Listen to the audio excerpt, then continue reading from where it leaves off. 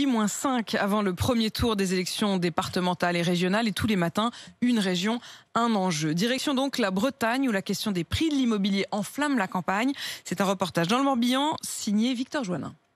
Cela fait plus d'un an que Pierre cherche à acheter plus grand à Lorient. Mais même avec un budget de 400 000 €, impossible de trouver la maison avec jardin de ses rêves. Je suis originaire d'ici, donc forcément on n'a pas envie de s'excentrer. Du coup on est plus prêt à faire des concessions sur la taille et la qualité du bien que sur l'emplacement. Les clients dépourvus comme Pierre s'accumulent dans l'agence immobilière où travaille Antoine Casabianca. Ce qui est frustrant, c'est de ne pas réussir à leur trouver ça au prix qu'ils souhaitent, alors qu'il y a un an et demi, c'était possible. La candidate écologiste Claire Desmar-Poirier propose donc d'instaurer un statut de résident pour donner la priorité aux locaux dans les zones tendues. On a vraiment des villes qui en hiver sont des villes fantômes. Oui, accueillir des résidences secondaires, c'est important pour la vie d'un village, mais mettre un seuil et pouvoir limiter et pouvoir encadrer ça, c'est aussi un outil qui est nécessaire pour la vie d'une commune. Cette idée enflamme la campagne au risque d'exacerber les tensions entre locaux et nouveaux arrivants. C'est ce que craint le président sortant de la région, le socialiste Loïc Chéné-Girard. Je trouve ça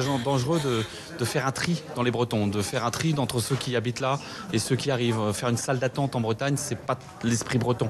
C'est pas possible d'installer cela dans l'esprit, même sous forme d'une expérimentation. Face à la flambée immobilière, le candidat socialiste préfère que la région aide les maires à préempter des terrains, alors que pour la candidate Les Républicains Isabelle Le Callennec, la solution passe par plus de rénovation et plus de construction. On a des logements en vide en Bretagne, comme partout ailleurs, et ça, je souhaite que ce soit terminé. Et c'est le rôle de la région d'être à côté des élus locaux pour construire et rénover. C'est une question de marché, tout simplement, les prix. L'idée de favoriser les locaux sur le marché immobilier a déjà été tentée par les élus corses, mais elle n'a jamais vu le jour car elle nécessiterait de modifier la Constitution.